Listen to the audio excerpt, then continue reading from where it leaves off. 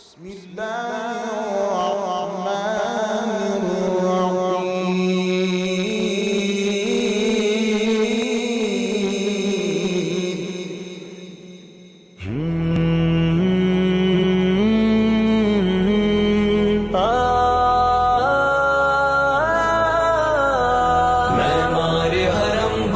بتا میر جہاں خیر معمار حرم باز بتا میر جہاں خیر از خواب گرا خواب گرا خواب گرا خیر. الحمدللہ رب العالمین والصلاة والسلام علی رسولہ الامین حبیبنا و حبیب رب العالمین. اعوذ باللہ من الشیطان الرجیم. بسم اللہ الرحمن الرحیم. یا ایہا الناس قد جاءتکم موعظۃ من ربکم وشفاء لما فی الصدور وہدی ورحمۃ للمؤمنین. قل بفضل اللہ وبرحمتہ فبذالک فلیفرحوا ھو خیر مما یجمعون.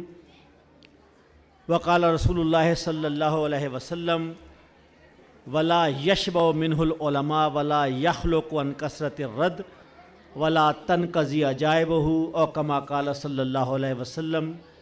صدق اللہ العظیم و صدق رسولہ النبی الکریم ونحن علی ذلک من الشاہدین والشاکرین. انتہائی قابل احترام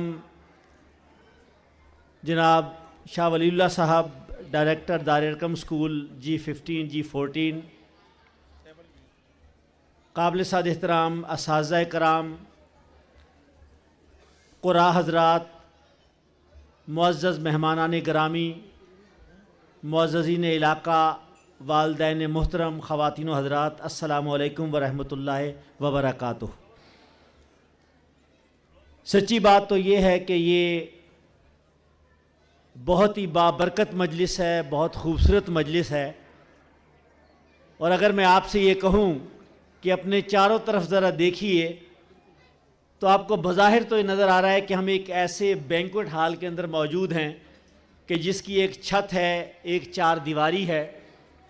آپ کو یہ سٹیج نظر آ رہا ہے، لیکن کیا میں یہ آپ کو اس بات کی اطلاع دوں، اور کیا یہ بات سچی نہیں ہے کہ آج کی اس مجلس کو اللہ تعالیٰ کی نورانی مخلوق نے چاروں طرف سے گھیرا ہوا ہے. ایک لمحے کے لیے آپ کی سنجیدگی اور آپ کا ذوق اور شوق اور آپ کا ایمان اور یقین ہے کہ اگر میں یہ کہوں کہ آپ سے زیادہ تعداد کے اندر یہاں اللہ تعالیٰ کے فرشتے موجود ہیں تو کیا میں غلط کہہ رہا ہوں؟ اور یہ کوئی میری بات تو نہیں ہے. اگر میں کوئی اپنی طرف سے ایک بات کہہ رہا ہوں کہ وقاص صاحب نے پتہ نہیں کہاں سے یہ ڈھونڈ کر خبر نکالی ہے، یہ تو اللہ کے رسول حضرت محمد مصطفیٰ صلی اللہ علیہ وآلہ وسلم کا فرمان ہے. ان کی اطلاع، ان کی خبر ہے کہ جتنی تعداد میں آپ موجود ہیں. بلکہ ایک حدیث کے اندر یہ بھی آیا ہے کہ کچھ فرشتے تو اس کائنات کے اندر صرف اس لیے گردش کر رہے ہیں کہ انہیں کہیں وہ مجلس ملے کہ جہاں اللہ تعالیٰ کا کلام پڑھا جاتا ہو، اور وہ باقیوں کو اطلاع دیتے ہیں کہ چلو، دوڑ کر چلو اس مجلس، اس محفل کی طرف کہ جہاں اللہ کا کلام، اس کی تلاوت کی جا رہی ہے. حدیث کے اندر یہ الفاظ ہیں کہ اس کا ترجمہ یہ ہے کہ تمہاری یہ حاجت پوری ہو گئی جو تم تلاش کر رہے ہو کہ اللہ کا کلام کس مجلس میں، کس بستی میں، کس تقریب میں، کہاں پڑھا جا رہا ہے. یہ وہ مسجد ہے، یہ وہ جگہ ہے کہ جہاں اللہ کے فرشتے موجود ہیں. یہ وہ مجلس ہے کہ جہاں دعائیں قبول کی جائیں گی. دعائیں آپ مانگیے دعا. اللہ کے رسول صلی اللہ علیہ وسلم نے فرمایا ہے کہ تم اس کلام کو پڑھ کر اللہ تعالیٰ سے تقاضا کرو گے، حاجت کرو گے، دست سوال دراز کرو گے، اللہ تعالیٰ جو ہے کہ وہ تمہاری جو ہے کہ حاجتوں کو پورا کرے گا. فرشتے گواہی دیں گے اس بات کی کہ یہ میرے بندے اور یہ بندیاں یا اکٹھے ہیں اللہ کے کلام کے لیے. اس لیے اس سے خوبصورت کوئی جگہ نہیں، اس سے بابرکت کوئی محفل نہیں، اس سے اچھی کوئی تقریب نہیں. اور پھر سب سے بڑھ کر جو ہے کہ یہ معصوم بچے اور بچیاں جن کے متعلق کہا گیا کہ یہ ان میں سے بہت سارے اس عمر کے بچے ہیں کہ جن کی موجودگی مجلسوں کو بابرکت کر دیتی ہے. ابھی یہ جو ہے کہ یہ کم نو سن ہیں، کم سن ہیں، اور کہا جاتا ہے کہ ان مجلسوں کے اندر اپنی تقریبات میں بچوں کو بٹھاؤ، اللہ تعالیٰ دعاؤں کو قبول کرتا ہے ان کے صدقے سے۔ جس طرح اللہ نے یہ بھی فرمایا کہ جن کے سفید بال ہیں اللہ کو ان سے حیا آتی ہے، وہ کوئی دستے سوال دراز کرے اللہ تعالیٰ اس کو ٹھکراتا نہیں، قبول کرتا ہے۔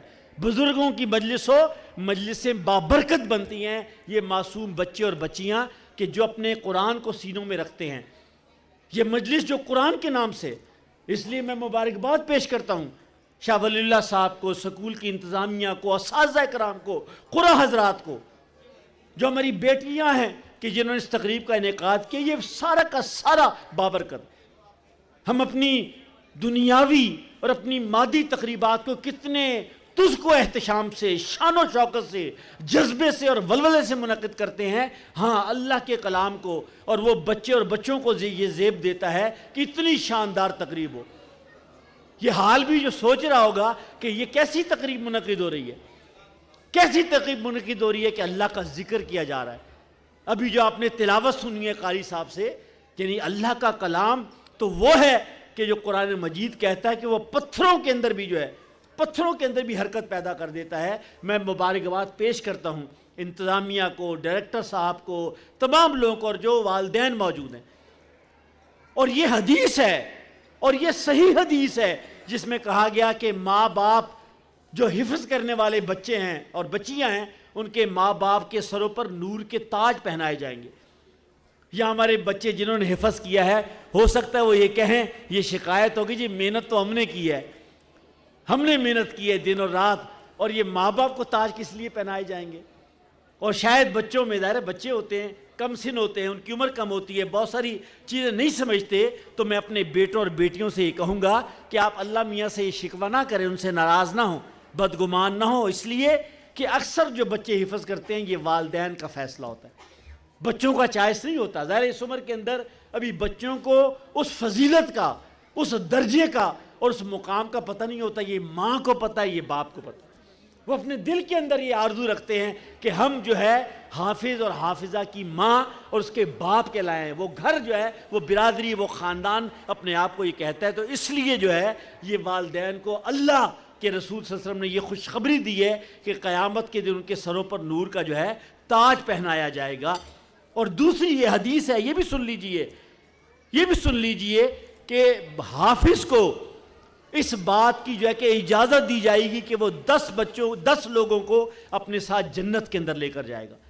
اور یہ مستند حدیث ہے، یہ ایسی نہیں ہے کہ ایک حافظ اور حافظہ وہ 10 لوگوں کو جو ہے اللہ سے سفارش کرے گا، اللہ سے اپیل کرے گا، گزارش کرے گا کہ یہ میرے محبت کرنے والے ہیں، یہ میرے قریب کے لوگ ہیں جن سے وہ محبت کرتا ہے، وہ جنت کے اندر لے کر جائے گا۔ اور یہ بھی آپ نے سنا ہوگا، یہ بھی سنا ہوگا کہ حافظ کو جو بھی ہے اس کو یہ موقع دیا جائے گا کہ تو قرآن پڑھتا جا اور جنت کے اندر جو اپنی منزلوں کو طے کرتا چلا جا، اور جہاں تیری تلاوت ختم ہوگی وہ جنت کے اندر وہ مقام ہوگا۔ یہ کوئی چھوٹی چیز نہیں ہے، بہت بڑی چیز ہے، بہت بڑی چیز ہے۔ اسی لیے اس کی فضیلت ہے، اس کی برکت ہے، اس کی رحمت ہے۔ اور جو آیت میں نے آپ کے سامنے تلاوت کی ہے اس کے اندر یہ کہا گیا ہے، یہ جو ہم تقریب منعقد کر رہے ہیں یہ تقریب اس قرآن مجید کی آیت کے مطابق ہے۔ اس میں کیا کہا گیا ہے کہ قل بفضل اللہ وبرحمتہ، کہہ دیجئے یہ اللہ تعالیٰ کا فضل ہے اور اس کی رحمت ہے کہ یہ قرآن تمہارے درمیان ہے۔ فبذالک، اور کہا جا رہا ہے آپ سب کو، مرد و خواتین کو، حفاظ کے والدین کو، عزیز و اقارب کو، سکول کے لوگوں کو، فَلْيَفْرَحُوا، لوگوں خوشیاں مناؤ، فَلْيَفْرَحُوا، شادمانی منعقد کرو، خوشیاں مناؤ، ہوا خیر مما یجمعون، یہ دنیا والے لوگ جو چیز جمع کرتے ہیں، اگر کوئی جمع کرنے والی چیز ہے تو وہ یہ قرآن ہے۔ لوگ سونا چاندی جمع کرتے ہیں، لوگ جو ہے کہ کرنسی کو بینکوں کے اندر حفاظت کے لیے رکھتے ہیں، لوگ قیمتی برتنوں کو اپنے گھروں میں الماریوں میں تالے لگا کر رکھتے ہیں، ہم اپنے ملبوسات کو بڑے اہتمام سے جو کو اپنے صندوقوں میں اور پیٹیوں کے اندر رکھتے ہیں۔ اللہ تعالیٰ کہتا ہے کہ لوگوں اگر کوئی جمع کرنے والی چیز ہے تو یہ قرآن عظیم الشان ہے کہ جو آپ کے پاس ہے، اس کی حرص کرو۔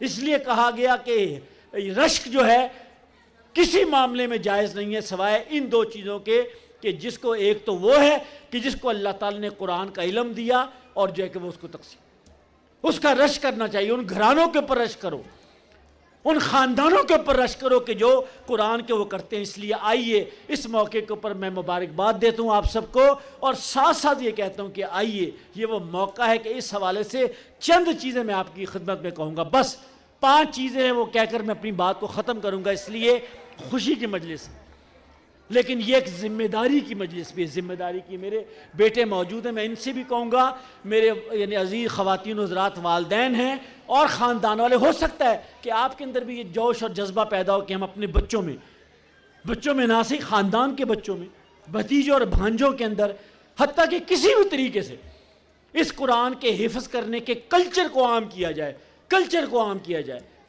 اس میں ہمیں یہ سمجھنے کی ضرورت ہے۔ اس لیے آئیے اس موقع کے اوپر جو ہے میں آپ سے 4-5 چیزیں کہوں گا کہ دیکھیے، آپ کہتے ہیں نا آج کا دور حقوق کا دور ہے، حق کی بات، رائٹ ہوتی ہے بات۔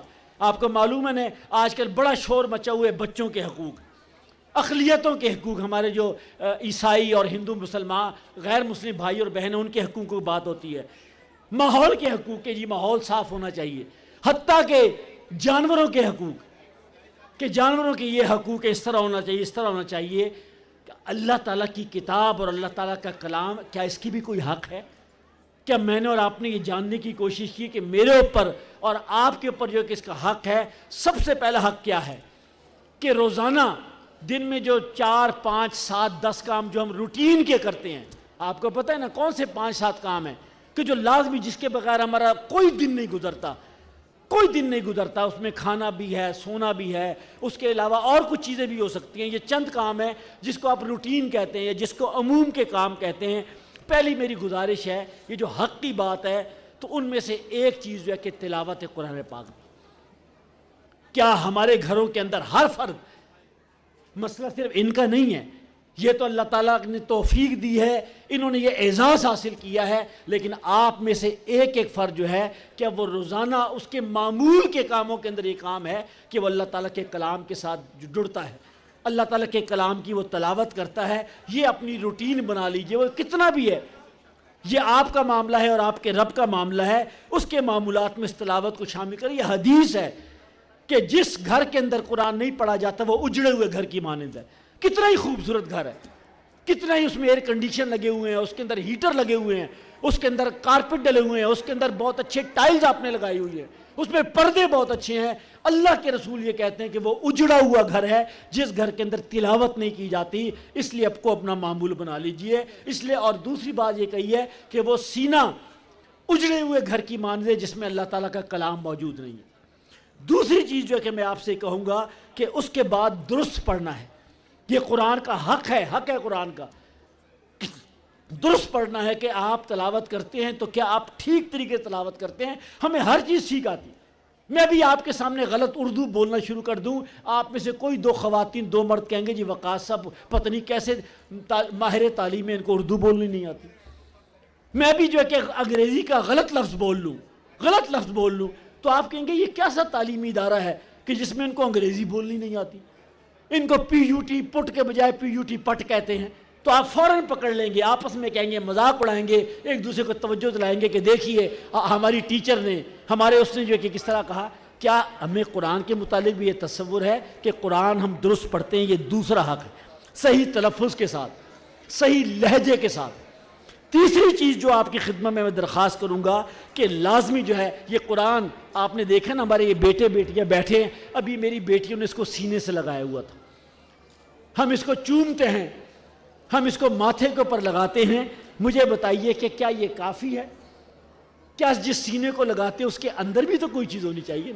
کیا یہ کافی ہے کہ میرے بچے نے حفظ کر لیا، میری بیٹی نے حفظ کر لیا، لیکن وہ قرآن جس کو میں سینے سے لگاتا ہوں وہ صرف سینے کے باہر ہے، سینے کے اندر نہیں؟ کچھ حصہ تو آپ کے سینے کے اندر ہونا چاہیے۔ آپ دن میں 5 نمازیں پڑھتے ہیں اور آپ سب کو پتہ ہے کہ 5 نمازیں فرض ہیں، تو کم از کم اتنا قرآن تو آپ کے سینے میں ہونا چاہیے جو ان 5 نمازوں میں پڑھا جاتا ہے۔ یہ تیسری بات آپ سے کہوں گا، یہ لازمی ہے، ضروری ہے۔ چوتھی چیز جو آپ کی خدمت میں ہے کہ آپ کو کچھ نہ کچھ قرآن سمجھ میں آنا چاہیے۔ آپ حافظ، عالم، قاری بہت بڑے نہ بھی بن جائیں تو آپ کو قرآن سمجھ میں آنا چاہیے۔ وہ کیسی زبان ہے جس کو آپ سمجھ نہیں سکتے؟ وہ کیسی لغت ہے جو آپ کو سمجھ میں نہیں آتی؟ اللہ کا کلام، اللہ کے الفاظ، اتنی شاندار چیز ہے، آپ کو تو معلوم ہونا چاہیے۔ اتنا ہو کہ جو مجھے معلوم ہو کہ میں نماز میں کیا، دو لوگ آپس میں ملاقات کرتے ہیں، اگر وہ آپس میں ایک دوسرے کی بات نہیں سمجھتے تو اس کا مطلب کیا ہے؟ ان کی ملاقات کا کوئی فائدہ نہیں ہے۔ اللہ کے رسول نے کہا ہے کہ یہ نماز اللہ تعالیٰ سے ملاقات ہے، آپ اللہ سے گفتگو کرتے ہیں۔ حضرت علی کرم اللہ وجہ کا یہ قول ہے کہ جب میں چاہتا ہوں کہ اللہ مجھ سے بات کرے، اللہ مجھ سے بات کرے، میں قرآن پڑھتا ہوں، اور جب میں چاہتا ہوں کہ میں اللہ سے کلام کروں، میں نماز پڑھتا ہوں۔ جب میں چاہتا ہوں کہ اللہ مجھ سے بات کرے، میں قرآن پڑھتا ہوں، اس لیے کہ اللہ کے الفاظ ہیں، اللہ مجھ سے بات کر رہا ہے، اور جب میں چاہتا ہوں کہ میں اللہ سے بات کروں تو میں نماز پڑھتا ہوں، اس لیے کہ اللہ تعالیٰ سے ملاقات ہے۔ تو وہ کیسی ملاقات ہے کہ جس میں مجھے پتہ نہیں کہ میں کیا کہہ رہا ہوں۔ ایک حدیث ہے کہ اللہ کے رسول نے ارشاد فرمایا کہ اللہ تعالیٰ نے سورہ فاتحہ کو بندے اور اپنے درمیان تقسیم کر لیا۔ آپ سب لوگ الحمدللہ ثم الحمدللہ قرآن پڑھتے ہوں گے اور نماز پڑھتے ہوں گے، الحمد تو آپ سب کو آتی ہے۔ اللہ یہ کہتے ہیں کہ میں نے سورہ فاتحہ کو الحمدللہ رب العالمین کو اپنے اور بندے کے درمیان تقسیم کر دیا۔ کیسے؟ نبی صلی اللہ علیہ وسلم نے بتایا کہ جب بندہ یا میری بندی کہتی ہے الحمدللہ رب العالمین، تو اللہ تعالیٰ عرش پہ کہتا ہے کہ دیکھو میرے بندے اور میرے بندے نے میری حمد بیان کی ہے، میری تعریف بیان کی۔ جب میں یا آپ کہتے ہیں الرحمن الرحیم، اللہ تعالیٰ فرشتوں کو گواہ کر کے کہتا ہے کہ دیکھو میرے بندے اور بندی نے میری صفتیں بیان کی ہیں، میری خوبیاں بیان کی ہیں۔